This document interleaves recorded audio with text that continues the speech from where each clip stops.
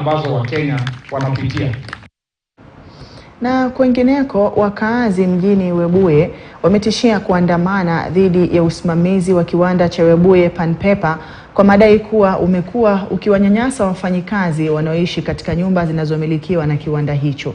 Yadaiwa kuwa wafanyikazi wamekuwa wakifurushwa kutoka kwenye nyumba zinazomilikiwa na kiwanda hicho bila ilani, japo nyumba hizo hazijajumuishwa kwenye mkataba wa mauzo. Wafanyikazi hao wanadai kwamba maafisa wa polisi wamekuwa wakihusishwa kuwafurusha wakazi hao. Rai hakununua estate, alinunua tu factory peke yake, na saa hizi Rai ana train magoons ili kunyang'anya watu manyumba katika ile manyumba katika estate za Webuye.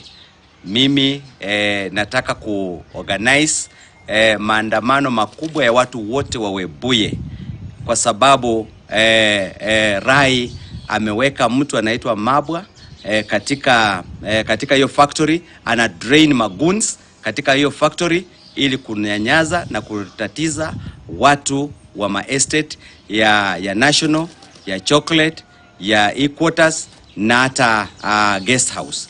Yeye hakununua hii estate. Hii estate inatakana irudishiwe wananchi wa Webuye, na tunaomba ya kwamba rais aingilie kati.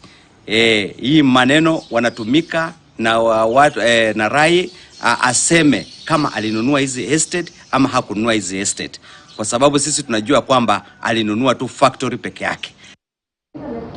Mwakilishi wa kike kaunti ya Kirinyaga amependekeza kufanyiwa marekebisho kwa